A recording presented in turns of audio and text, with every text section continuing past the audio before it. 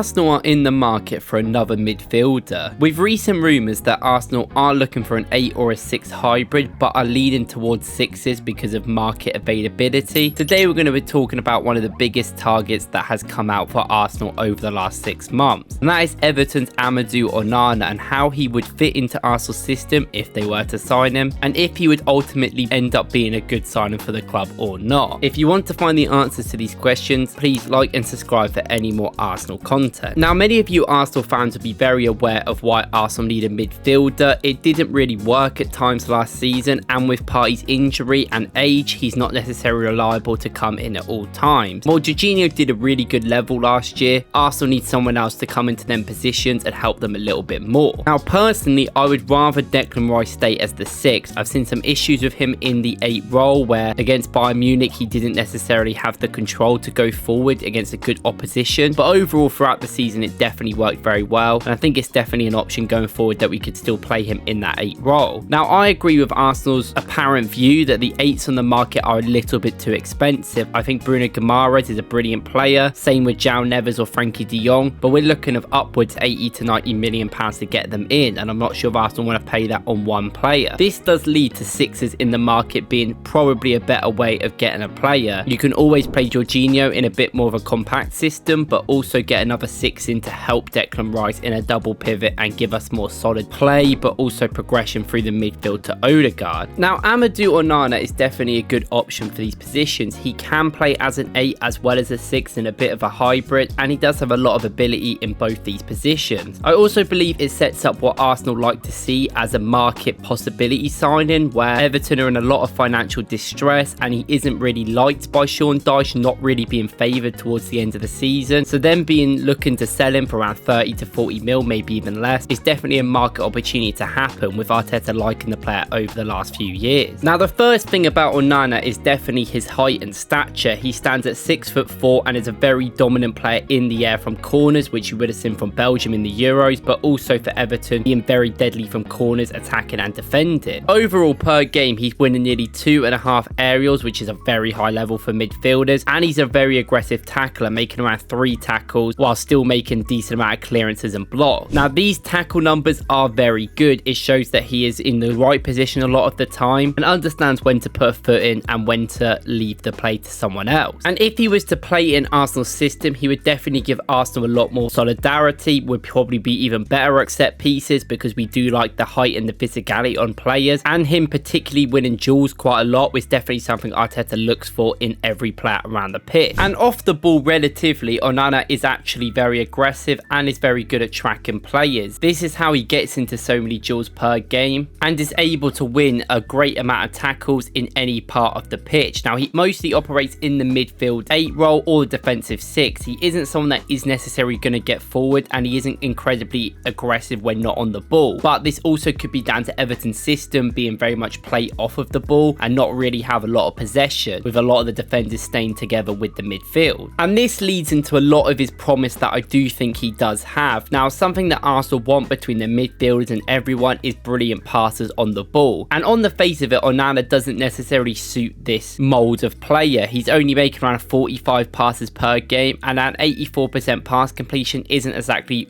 lighting the world up with the amount of passes he is doing. He's making around 1 progressive carry per game, and he's not really doing many progressive passes, only around 4.6. However, there is small inclinations that he could be very good at this role in a better team. His long passing completion rate is very good, and his through balls and switches are getting better every single season, starting to get to a more of an 8 level than the 6 role that he has played a lot in a defensive setup. And for Belgium, when playing alongside Mangala, he does play predominantly more of that left 8 role, something that you would see him do a little bit more for Arsenal. Now, he's still not the most progressive player in the world, but 7 passes into the final third in his last game for Belgium, while making 53 out of 63 passes, show that he has the level where he can get on the ball more and make encouraging passing. He is also fairly press resistant. He doesn't miscontrol the ball a lot, and he doesn't get dispossessed as much as other midfielders do, actually being quite below the average of the top 5 league. And with an amazing ability to keep the ball under pressure, recover the ball a lot, because he's actually very good running around and picking up his positions, I can definitely see why Arsenal would want to get this player in, as they could probably make him better in a team that has the ball a lot more, which I think would actually help him. him, and he is winning a huge amount of duels per game. And even in the last game for Belgium, he won 9 duels and lost 1. With his height and stature, he barely ever loses them in the air or even on the floor. However, this doesn't make him a flawless acquisition. He isn't that 6 to 8 hybrid that a lot of people would want. If you want any sort of creative work or forward work from this player, it probably isn't going to happen. It's never really happened in his career, and he has never really played like that genuinely. He creates near to nothing. He got 0 assists last season, so it would force Rice to be still into that 8 role, which I think has its problems and concerns in other ways. And there hasn't actually been a lot of evidence in the last few years that he can actually do good progressive passes per game and actually get the ball forward. Now, that isn't necessarily the issue for him in this team. He basically just needs to get the ball to people like Rice and Odegaard and win the ball back cleanly. He needs to be able to recycle play, but he's going to have to get better on the ball because Arsenal need that with every player that they have. Another concern is that his stats overall are a lot of promise, but not a lot of performing. Even for Everton, he's been faded out of favour by Sean Dyche, and he's actually preferred their other midfielders over him. Now, some players don't necessarily work in some systems, and like I've said, I think it'd be better for a team that has the ball a lot more, but I'm not sure if that's necessarily the right option for Arsenal right now. I also think there's a massive concern around his progressive nature. There's not a lot of carries going, there's not a lot of passes there, and he doesn't really like picking the ball up and moving forward with it. Now, this isn't the biggest issue in the world for Arsenal because he could just pass it off, but I do want someone to help progress the ball a little bit more. I can't think that we shouldn't rely on Rice to keep doing it, because we saw the fact that Odegaard would have to come deeper and actually progress the ball because no one else was. Ultimately, this still made Arsenal a very good and complete team when Odegaard got back up there and actually ended up giving Saka a little bit more space. But surely you would want someone to help Odegaard in a lot more creative nature for the team rather than just a 6 that's going to sit deeper. Overall though, would Onana be a good signing for Arsenal? I think if the team were willing to spend the money to get him, which I don't think would be as much as other players, I think he could work out at Arsenal quite a lot. He has the idea of having great technical ability, and I think there's been glimpses of it for teams that he has shown. And he is very good on the ball, even if he doesn't do a lot of passes. So you would think that his carrying and his progressive nature would improve a lot. So his transitional sense could help Arsenal in different ways. And I think he brings that physical prowess that is like alongside Declan Rice, but also with some technical skill, which can help Arsenal in many situations. I think his ability to cover ground very easily and be able to get to tackles quicker does definitely help Arsenal and would make them more of a complete team. And if you wanted to, you could always put him as a crusher into the box late, being able to arrive late for headers considering his height, or just be on the edge of the box. This is something that I think could be better, that could be something he does, and he could switch with Rice in game to be the 6 and the 8 different ways, giving us a little bit more versatility and not making Rice go up all the time. And I think the ability to be in different alternative roles with Rice is definitely something we're looking at, and I think it gives that tactical change that we see Arteta do every single year, adapting the team and making them even better. Now, he's not a finished product by any means, but at the age of just 22, about to turn 23, and with his ability on the market to be relatively cheap considering for a Premier League player, not really wanted at his club, and they need to sell players for financial gain, it could be a brilliant opportunity to get someone for quite cheap, and that can also be a great option. Now, I spoke about Fofana, who I think would be another good cheap option from Monaco if you want to check that video out. But ultimately, I think if Arsenal are going to sign a 6 that could potentially play in a little bit of 8 roles, it will be a cheaper 40 to 50 mil signing, which I know doesn't sound the cheapest, but in comparison to how much money we have, it may be. So we're going to have to spend money in other areas, preferably hopefully a winger and another defender. But let me know in the comments what you think about Onana. Do you think it'd be a great signing for Arsenal? Do you think he's a sign that Arsenal should make, or do you think there is better players on the market that I've done videos about or go into in the future? Let me down in the comments who you want to see a video about next. Thank you guys for watching, and I'll see you in the next one.